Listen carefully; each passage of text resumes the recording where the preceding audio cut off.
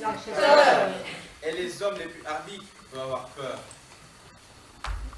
C'est quelque chose d'effroyable. Une sensation atroce, comme une décomposition de l'âme, Un spasme affreux de la pensée et du cœur. dont le souvenir seul donne des frissons d'angoisse. Mais cela n'a lieu. Quand on est brave, Ni devant une attaque. ni devant la mort inévitable. Ni devant toutes les formes connues du péril. Cela a lieu Dans certaines circonstances anormales. sous certaines influences mystérieuses, En face de risques vagues. La vraie peur, C'est quelque chose comme une préminiscence des terreurs fantastiques d'autrefois. Un homme qui croit au revenant. et qui s'imagine apercevant un spectre dans la nuit. Doit éprouver la peur en toute son épouvantable horreur. moi, j'ai ressenti la peur, enfin, il y a 10 ans environ. Je l'ai ressentie l'hiver dernier, par une nuit de décembre.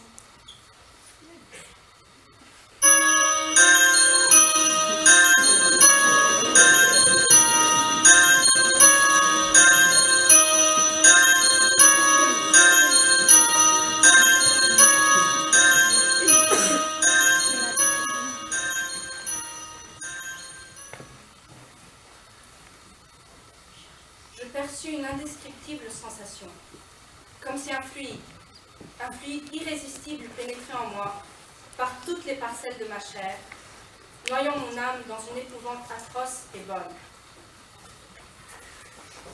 Et le fragment se fit tout contre moi. Je me dressai en me tournant si vite que je faillis tomber. On y voyait comme en plein jour, et je ne me vis pas dans la glace. Elle était vide, claire, pleine de lumière. Je n'étais pas dedans, et j'étais en face cependant. Je la regardais avec des yeux affolés. Je n'osais pas aller vers elle.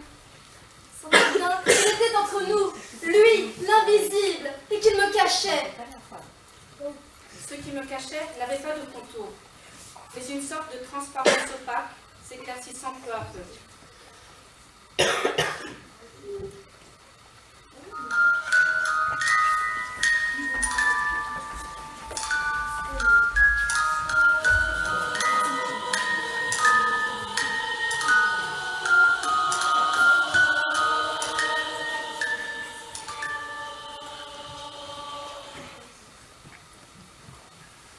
Je demeurais tranquille, mais bientôt, des légers mouvements de ma barque m'inquiétèrent. Il me sembla qu'elle faisait des embardées gigantesques, touchant tour à tour les deux berges du fleuve. Puis, je crus qu'un être, ou qu'une force invisible, l'attirait doucement au fond de l'eau et la soulevait ensuite pour la laisser retomber. J'étais ballottée, comme au milieu d'une tempête. J'étais comme ensevelie jusqu'à la ceinture dans une nappe de coton d'une blancheur singulière, et il me venait des imaginations fantastiques. Je me figurais qu'on essayait de monter dans ma barque que je ne pouvais plus apercevoir, et que la rivière, cachée par ce brouillard opaque, devait être pleine d'êtres étranges qui nageaient autour de moi.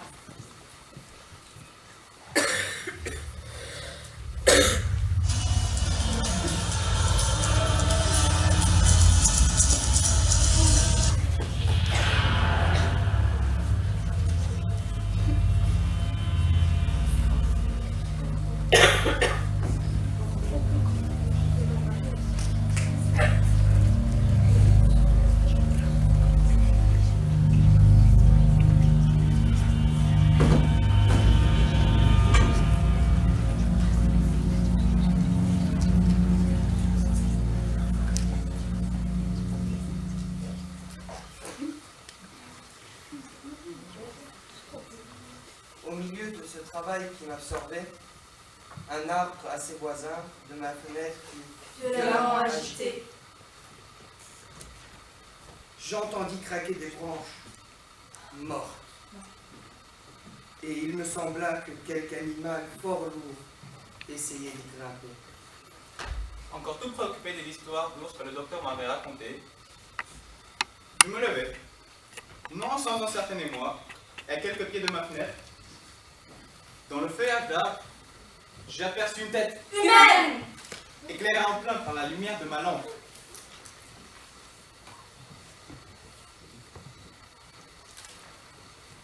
L'apparition ne dura qu'un instant, mais l'éclat singulier de mes yeux rencontrèrent mon regard. Ne frappa plus que je ne saurais le dire. Je sonnai. Un domestique entra. Je lui ai raconté ce qui venait de se passer. Monsieur le professeur se serait sans doute trompé. Je suis sûr de ce que je dis. Je crains qu'il y ait un voleur dans le parc.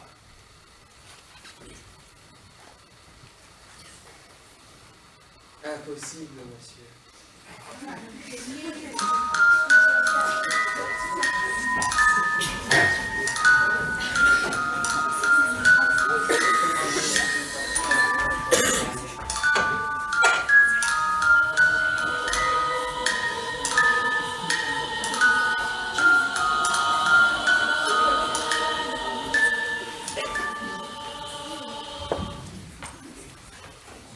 L'ombre était vague, sans forme, indéfinie.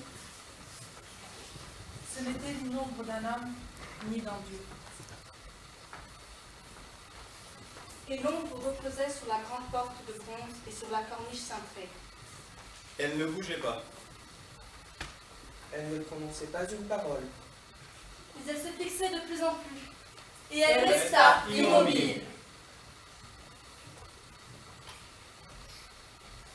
À la longue, moi, Oinos, je me hasardai à prononcer quelques mots. Et je demandai à l'ombre sa demeure et son nom. Et l'ombre répondit. Je suis ombre, et ma demeure Et tout près de ces sombres Plaines infernales. Et alors,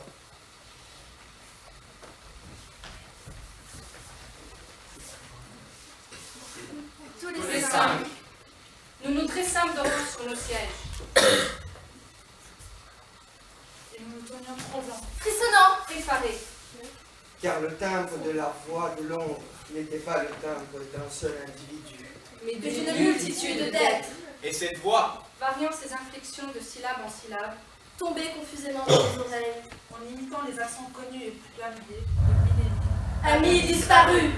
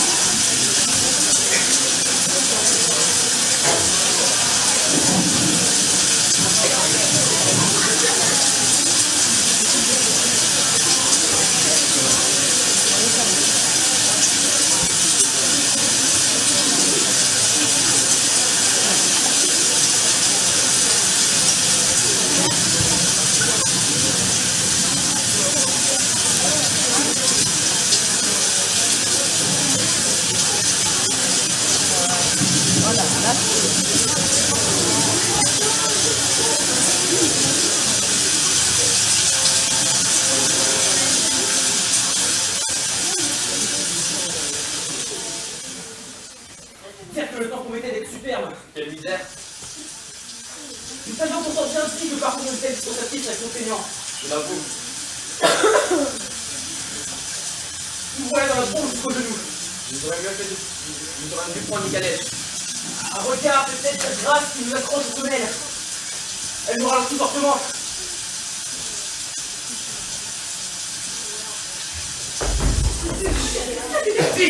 Pour l'espoir, façon bleue, ne fait pas comme il faudrait. Après tout ce chemin que nous avons parcouru, nous n'allons quand même pas faire demi-tour. Regarde, c'est la lumière. Enfin, Ah, bonsoir, rentrez, vous nous attendez. Nous allons vous montrer votre chambre.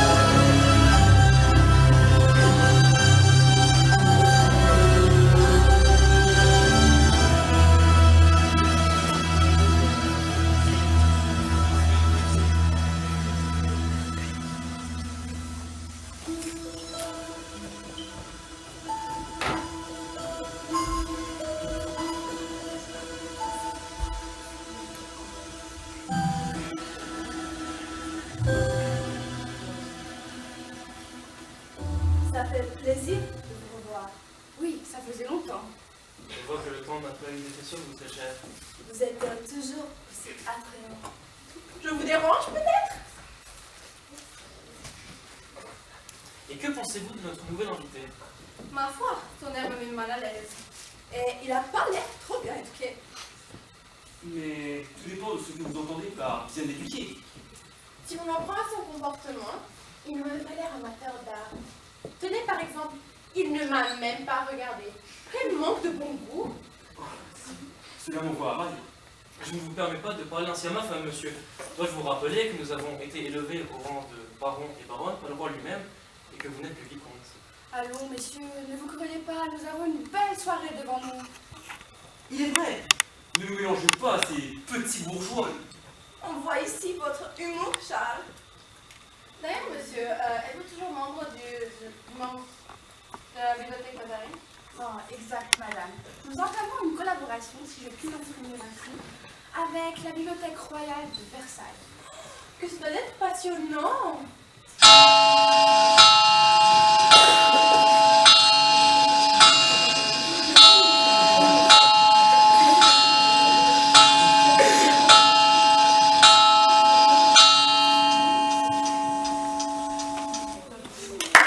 Suzanne. Oui, allons danser.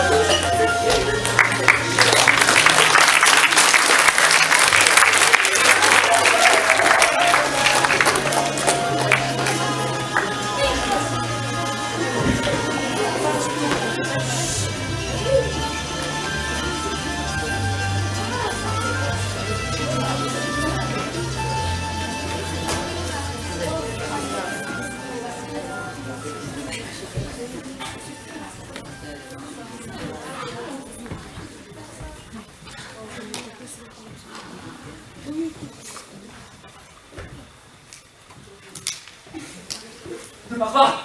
Oh, enfin! Tu tenais un morceau de porcelaine comme si tu étais une jeune fille. Allons manger.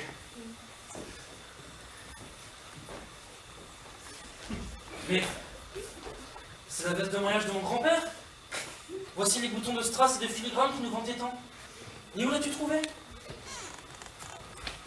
Tu vas bien? Ce n'est qu'une faiblesse qui m'a pris. Je suis souvent sujet à cela.